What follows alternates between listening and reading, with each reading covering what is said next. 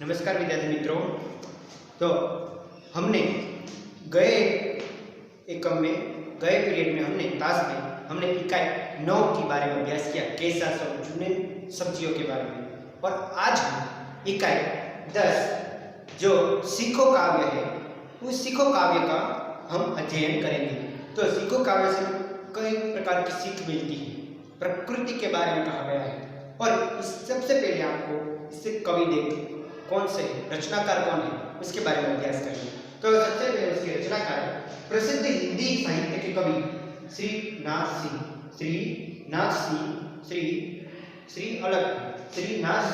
जो श्रीनाथ सिंह है वो हिंदी साहित्य के प्रसिद्ध कवि हैं। उन्हें कई सारे पुस्तकों की रचना की है और काव्य के दिनकर जी, प्रेमचंद जी, उनके साथ उसे घनिष्ठ संबंध थे।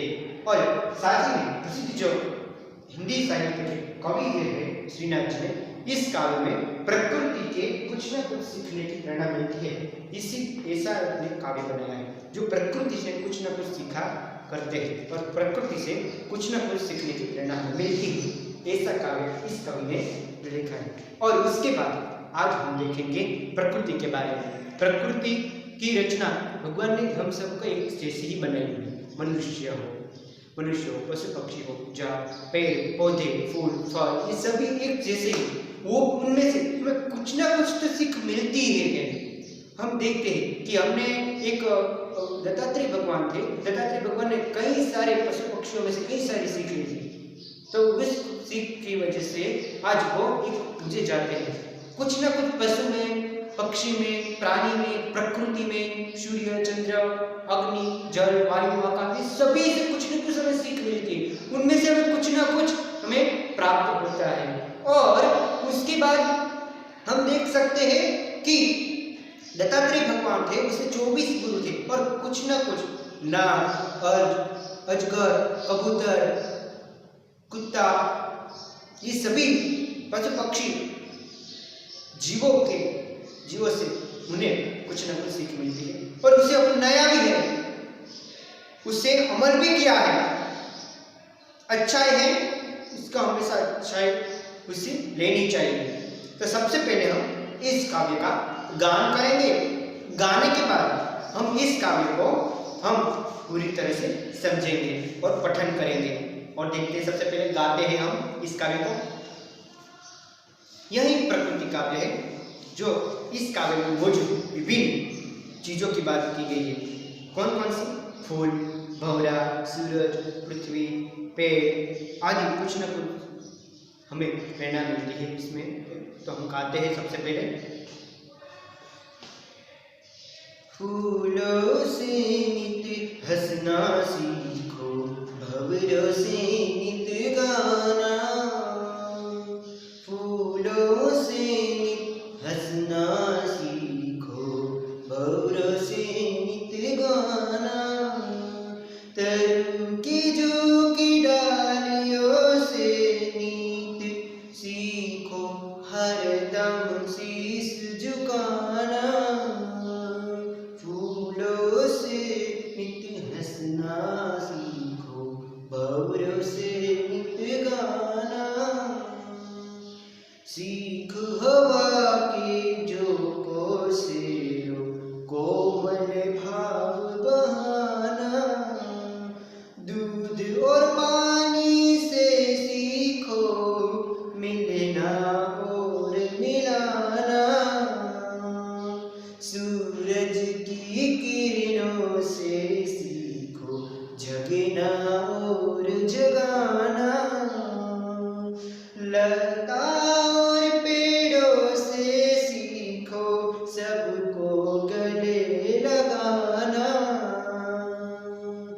मछली से सीखो ये स्वदेश के लिए तड़प कर मरना।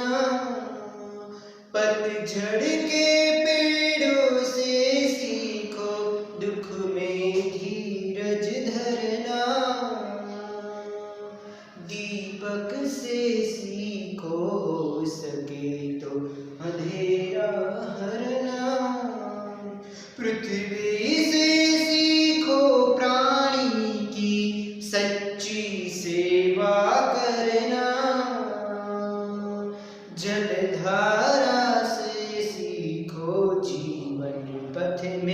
आगे बढ़ना और धुएं से सीखो हरदम ऊंचाई पर रहना। फूलों से सीखो हंसना, भंवरों से नित गाना। फूलों से नित हंसना सीखो, भंवरों से नित गाना। तरु की झुकी डालियों से सीखो हरदम शीश झुकाना। फूलों से नित हंसना सीखो, भंवरों से नित गाना। तो विद्यार्थी मित्रों, आपने कविता सुनी ना, तो कितनी अच्छी कविता है। प्रकृति के बारे में कहा गया है और प्रकृति में कुछ न कुछ हमें सीख मिलती है। फूल, भंवरा, पृथ्वी, पेड़ पौधे, मछली, पतझड़ के पेड़, पेड़ तो है, पतझड़ के भी पेड़ है, और फिर दूध, पानी, ये सब कुछ हमें कुछ ना कुछ सीख देते हैं और उसी सीख से हमें आगे बढ़ना है और उसी में से कुछ सीखना है। तभी हम उन्नति कर पाएंगे, तभी हम प्रगति कर पाएंगे। तो हम सबसे पहले देखते हैं, फूलों से नित हंसना सीखो, भंवरों से नित गाना। तरु की झुकी डालियों से सीखो शीश झुकाना। शीश झुकाना क्या यानी कि विनम्र होना। शीश झुकाना यानी कि विनम्र होना। तो सबसे पहले देखते हैं, फूलों से नित हंसना सीखो। फूल से हमेशा हंसना ही सीखना चाहिए। फूल चाहे गर्मी हो, ठंडी हो या बरसात हो, कोई भी मौसम में हमेशा मुस्कुराता रहता है। वो कभी अपना जो मुख है वो कभी दुखी नहीं रखता। फूलों से हमें हंसना सीखना चाहिए। आंधी हो, तूफान हो, कोई भी हो, पूर हो, धरतीकंप हो, आंधी हो, तूफान हो, गर्मी हो, सर्दी हो, बरसात हो, सभी में फूल अटक रहता है। वो कभी कहता नहीं मुझे गर्मी लग रही है, साइड में कर सकते, साइड में रख दो। वो कभी कहता नहीं मुझे बरसात आ रही है, मुझे पेड़ की छाया में रख दो। वो कभी कहता ही नहीं है, कुछ शिकायत नहीं करता। फूल है, वो फूल हमेशा हंसता ही रहता है, मुस्कुराता रहता है। उनमें से हमें मुस्कुराना सीखना चाहिए। चाहे कितनी भी परिस्थितियां हो, कितनी भी घटनाएं हो, किसी भी संघर्ष में परिस्थितियां क्यों ना हो, हमें हंसना, यही हंसते हंसते ये सबको हमें पार करना है, हमारे मंजिल तक पहुंचना है। दुख में हमें टूट मत जाना है। हमें दुख हो या आंधी हो या तूफान हो, भयंकर तूफान क्यों ना हो, हमारी सिर पर कई सारी मुसीबतें आने लगती है और कई सारी मुसीबत आती है, तो हमें उसे धीरज से, प्यार से, आदर से हमें अच्छी तरह से उसे सामना करना चाहिए। भंवरों से नित गाना, भंवरों से नित गाना यानी कि भंवरा हमेशा फूल में हमेशा क्या करता है, नित गाना यानी कि वो हमेशा गुनगुनाता रहता है। भंवरा यानी कि हमेशा गुनगुनाता रहे, हमेशा हरदम खुश रहे, आनंदित रहे और सबके साथ हिल कर रहे और हमेशा दुख को भुलाकर। क्यों त्योहार क्यों आते हैं? त्योहार, दिवाली, होली, ये सब त्योहार क्यों आते हैं? दुखों को दूर करके सुख में बांटने के लिए ये त्योहार आते हैं। तरु की झुकी डालियों से सीखो शीश झुकाना। तरु यानी कि वृक्ष, वृक्ष से हमेशा जब उसमें फल आते हैं तो डाली कैसी होती है, नीचे झुक जाती है। तरु की झुकी डालियों से हमेशा शीश झुकाना। शीश झुकाना यानी कि विनम्र होना, विनम्र हो जाइए, हमेशा आदर कीजिए, सम्मान कीजिए, मान कीजिए, हमेशा एक दूसरे से बात करके सब रखिए। जब तरु जो फल है वो फल कभी ऊपर जाता है वृक्ष में से नहीं आता, वो हमेशा फल आते हैं तो तरु की जो डालियां होती है वो नीचे तक झुकी रहती है। तो इससे क्या कहते हैं, तरु की झुकी डालियों से सीखो हमेशा शीश झुकाना। शीश झुकाना यानी कि विनम्र बनिए, आप अच्छे आदमी बनिए, अच्छे लोगों में संपर्क में आइए और अच्छी तरह से आप रहिए। जहां हमें झुकना पड़े वहां झुकिए, हरदम झुकने की बात नहीं किए, पर हरदम झुकने यानी कि हमेशा विनम्र बन के रहिए। अच्छी सीख है ये। फूलों से हमने क्या सीखा, हंसना, किसी भी परिस्थिति में हमें कोई भी मुश्किल हो हंसते हंसते उसे पार कर लेना चाहिए। भंवरों से गीत गाना, सबके साथ हिलमिल कर रही है, क्यों एक दूसरे की शिकायत करने लगते हैं, सबके साथ हिलमिल कर रही है, उसमें क्या।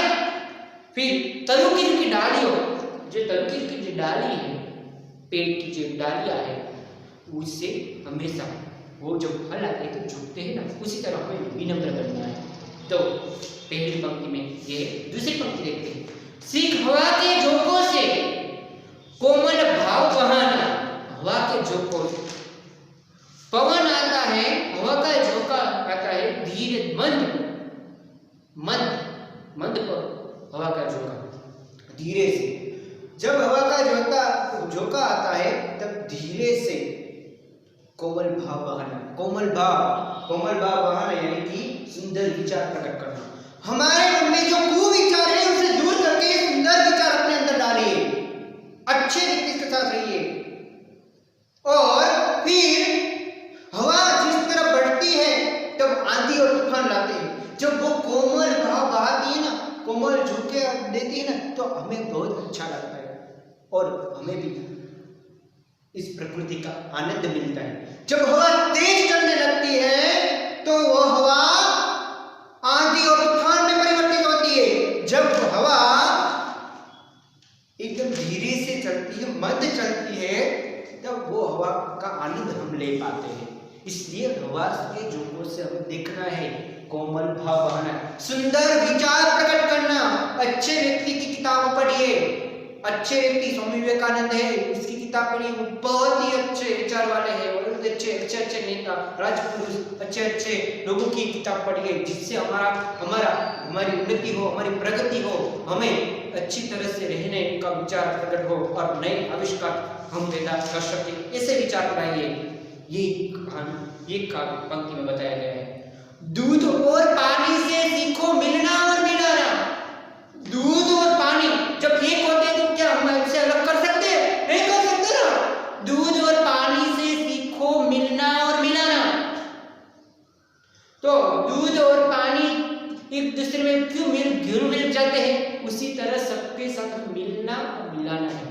दो लड़के झगड़ रहे हैं तो उसे हमें झगड़ने मत देना है, उसको हमें समाधान करना है। समस्या का जो समाधान है उसे करना है, जिससे उन दोनों में पक्की अच्छी सी मित्रता बन जाए और हम वो सब एक सूत्र में बन जाए। परिवार में सभी लोग ऐसे अनेक विचार वाले होते हैं, पर उन परिवार को जब जोड़ा जाता है, उन परिवार के अनेक विचारों पर मंथन किया जाता है कि उसने ये विचार क्यों किया है, वो आप सोचिए। पूरी तरह से लड़िए मत, पर हमें उससे विचार करना चाहिए और सबके साथ घुल मिल कर रहना चाहिए, चाहे दुख हो या सुख हो, सबके साथ संग से रहो, तभी हमारा जीवन स्वर्ग जैसा बन जाएगा और पृथ्वी ही स्वर्ग लगेगी आपको। और अच्छा सा हम कोई भी समस्या हो तो हम पार कर सकते हैं सभी के साथ संग में। एकता में ही बल है, एकता में ही बल होता है। हमने देखा ना, एकता में ही बल, इकाई 9 में एकता में बल। उसी तरह दूध और पानी से सीखो मिलना और मिलाना। दूध और पानी दोनों मिल जाते तो हम उसे अलग नहीं कर सकते। क्यों? क्योंकि वो अंदर मिल गए, घुल मिल गए। दूधમાં સાકર ભળી જવું, दूधમાં સાકર ભળી જવી, પારસુની કહેવત છે, दूधમાં સાકર ભળવું એમ। दूध में और दूध और पानी दोनों मिलाकर हमें उससे सीख मिलती है कि हमें सबके साथ ही मिलकर रहना चाहिए। उसके बाद सूरज की किरणों से सीखो जगना और जगाना। सूरज की किरणों से सीखो जगना और जगाना। सूरज की जो किरणें होती है वो हरदम आलस करता है, नहीं करता ना आलस। वो कहता है कि आज मुझे आलस हो रही है, मैं सुबह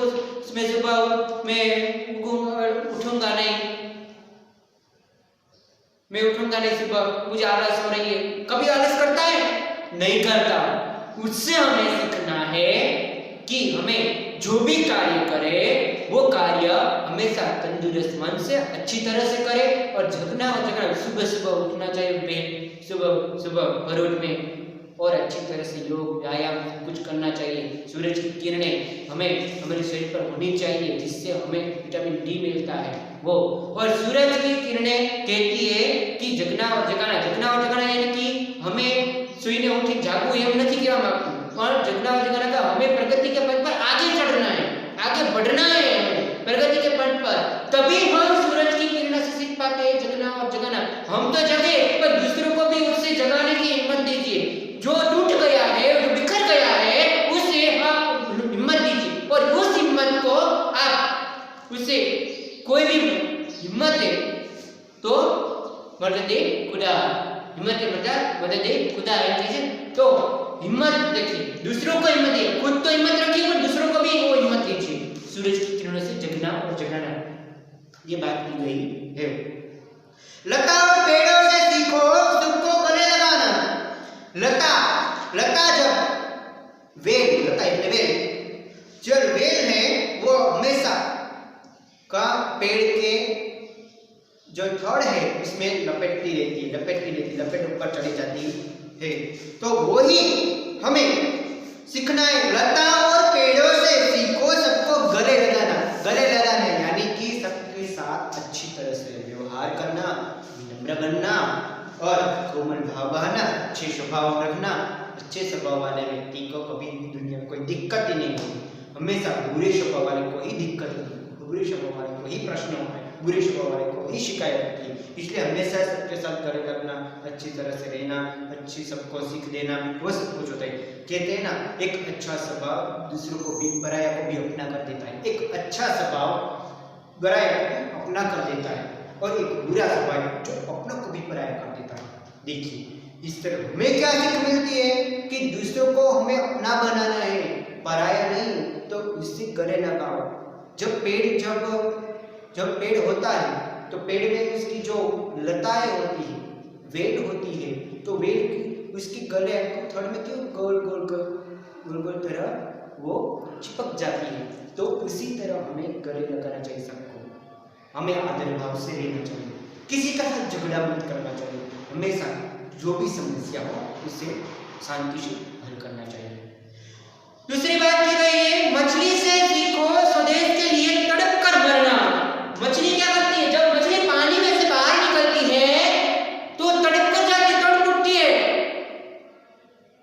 जब उसे पानी में रखा जाता है तब वो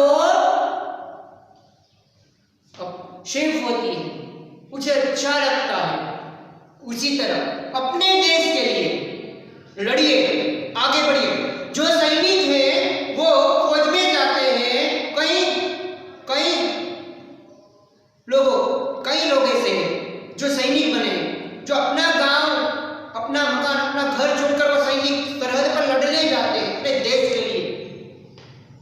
तभी कोई परवाह नहीं करता मेरे घर का क्या होगा, मेरे परिवार का क्या होगा, मेरी बीवी का, मेरे बच्चों का क्या होगा, ये सब कुछ परवाह नहीं करते। अपने देश के लिए जान भी दे सकते हैं वो लोग। उसी तरह बनिए, हिम्मतवान बनिए, ताकतवर बनिए, तभी आपको सफलता मिलेगी। तभी सब मछली से सीखो स्वदेश के लिए तड़प कर मरना, चाहे मौत भी आ जाए ना, पर अपने देश के लिए मैं कुछ भी कर सकूंगा, ऐसी भावना रखिए आप। चाहे कुछ भी हो जाए अपने देश के लिए लड़िए, अपनों के लिए लड़िए, अपने के लिए लड़िए। खुद पर हिम्मत रखिए, दृढ़ विश्वास रखिए, तभी हम सारी मंजिल पार कर सकते हो, सारी मंजिल तक पहुंच सकते हैं। पतझड़ के पेड़ों से सीखो दुख में धीरज धरना। पतझड़ यानी कि पानखर एक वृक्ष है, उस वृक्ष में पतझड़ जो पेड़ है, पतझड़ पानखर, जो पानखर आता है तब पेड़ में से जो पत्ते हैं वो निकल जाते हैं।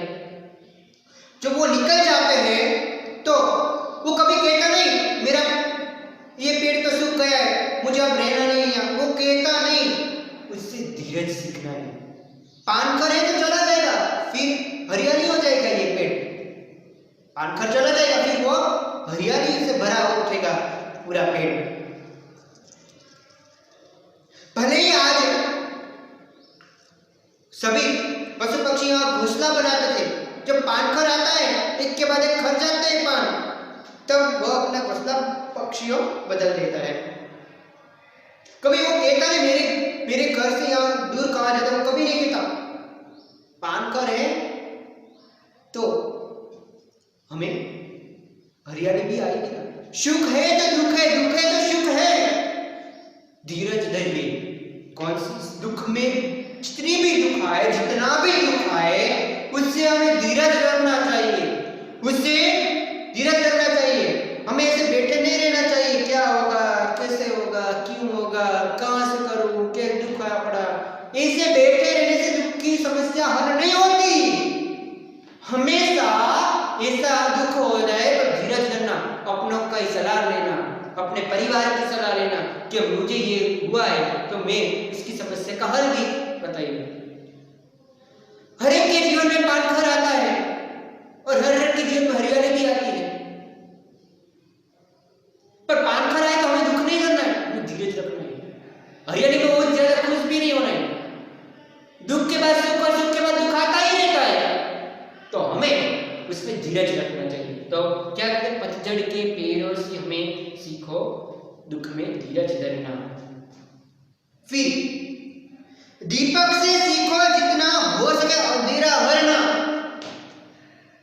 दीपक यानी दिया, दिया से सीखो अंधेरा हरना। अंधेरा यानी कि अंधारू। જ્યારે કોઈ અંધારું હોય ત્યારે સરસ મજાની દીવો કરી છે કે જ્વાળો પ્રકાશ ફેલાય છે। रात के समय अंधेरे हो, लाइट चली जाए तो अंधकार रहता है। जब लाइट आ जाती तो उजाला ही उजाला होता है ना।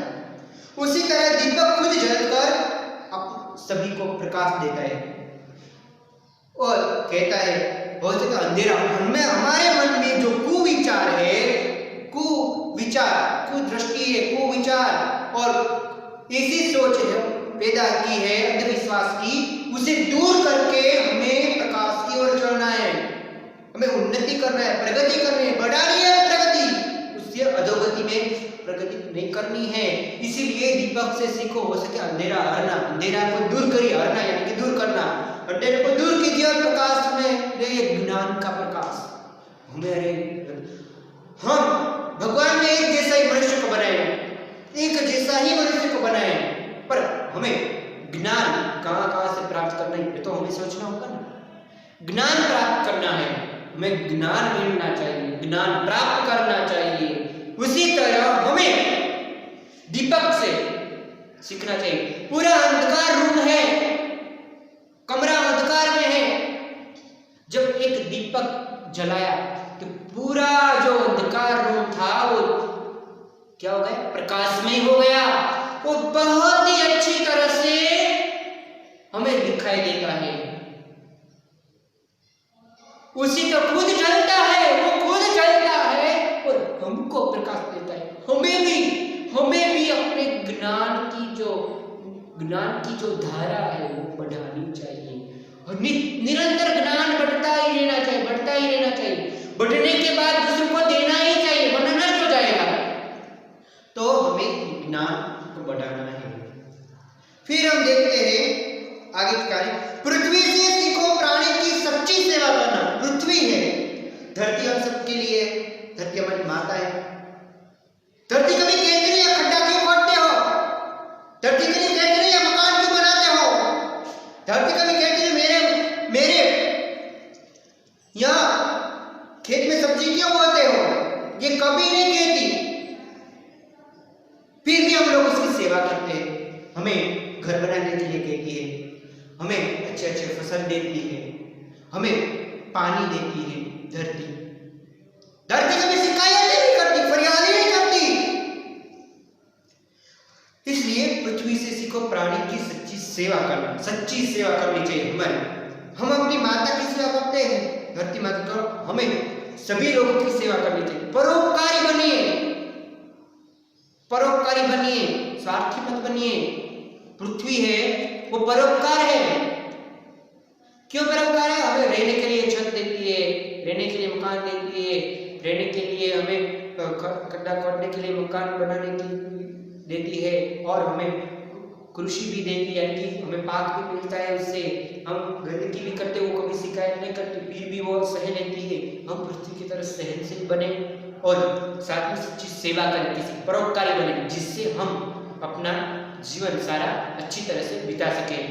देखिए, जलधारा से सीखो हरदम जीवन पथ में बढ़ना। जल धारा, जो पानी की जो धारा है वो धारा हरदम बढ़ती ही जाती है, कभी रुकती है नहीं रुकती, नहीं रुकती।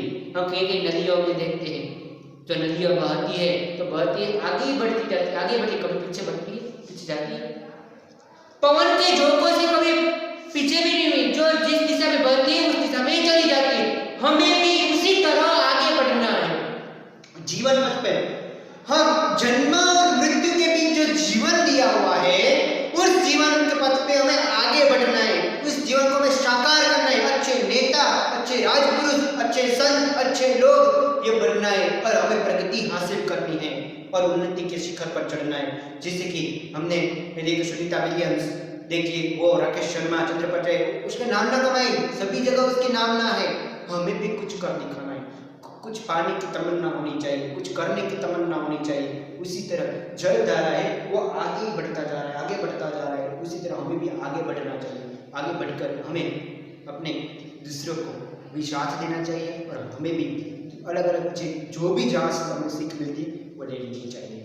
फिर देखते हैं, और धुएं से सीखो हरदम ऊंचाई पर चढ़ना। धुएं है, धुआं कभी नीचे आता है? जब आग होती है तो आग का जो धुआं होता है वो धुआं कभी नीचे आता नहीं, वो हरदम ऊपर ही जाता है। उसी तरह हमें भी धुएं की तरफ ऊपर उठना है, नीचे नहीं।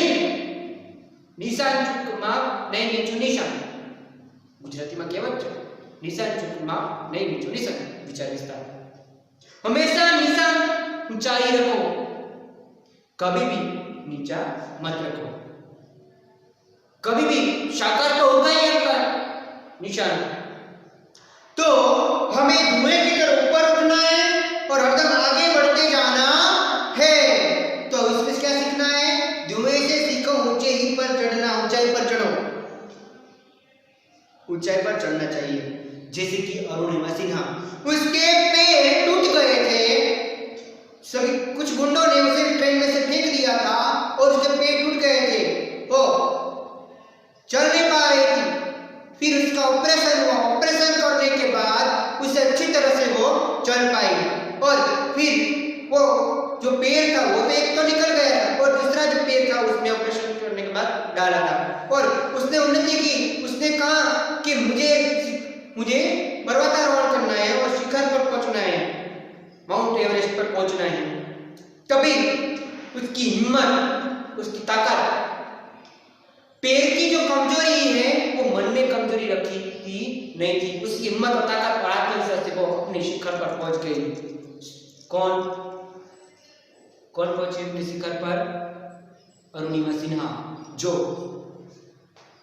अपने शिखर पर पहुंच गई। सब लोग कहते हैं तुम कुछ नहीं करोगे, छोटी मोटी नौकरी कर लो, पर नहीं, उसने हिम्मत रखी, आत्मविश्वास का, तभी वो ऊपर पहुंच गई। थोड़ी दिनों में टीवी में आया था अरुणिमा सिन्हा आई थी, उसने सबकी पूरी कहानी उसके बताई क्या क्या हुआ।